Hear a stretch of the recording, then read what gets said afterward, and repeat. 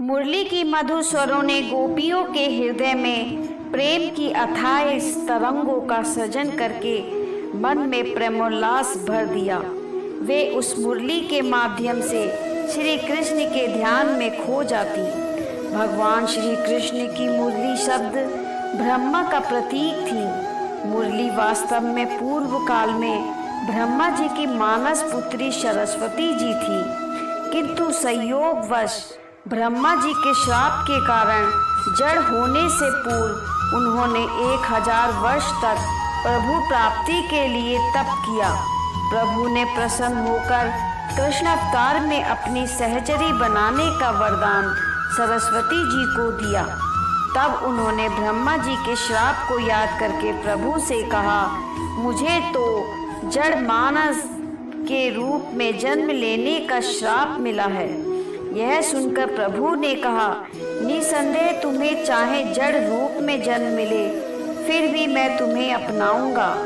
तुम में ऐसी प्राण शक्ति भर दूंगा कि तुम एक विलक्षण चेतना का अनुभव करोगी और अपनी जड़ों को चैतन्य बनाए रख सकोगी।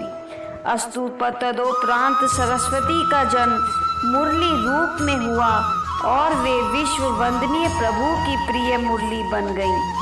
मुरली सब जड़ चेतन के मन को चुरा लेती हैं और भगवान श्री कृष्ण से सदा अंधेरों के साथ लगाए रखते हैं। ऐसे ही बरकरार गोपियाँ मुरली को छिपा देती हैं और अनेक ढंग से श्री कृष्ण को खिंचाती हैं। एक बार कृष्ण को ये जानने की इच्छा हुई कि अभी इष्ट देव प्रसन्न हुए या नहीं। इसके लिए बांसुरी की परीक्षा चली। एक दिन वास्तव में वेणु वादन करते ही यमुना की गति रुक गई। फिर एक दिन वृंदावन के पाषाण वंशी ध्वनि को श्रवण कर द्रवीभूत हो गए। पशु पक्षी देवताओं के विमान आदि की गति भी रुक गई, सब स्तब्ध हो गए। इस प्रकार जब पूर्ण वंशी की परीक्षा हो गई तो श्याम सुंदर ने आज ब्रज गोपिकाओं के लिए उसे बजाया।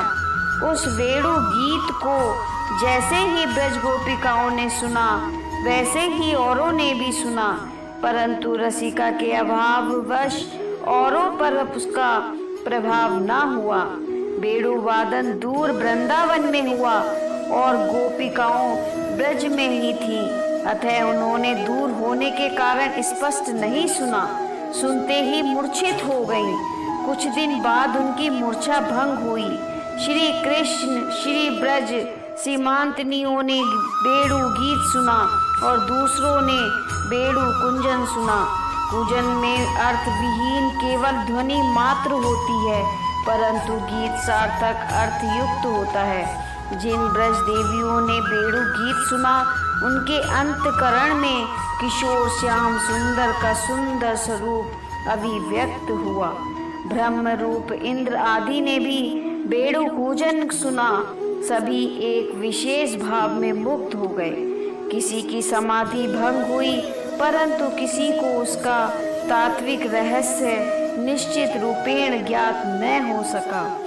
चतुर्दश भुवनों में वंशी का स्वर गूंज उठा। बोलो राधे।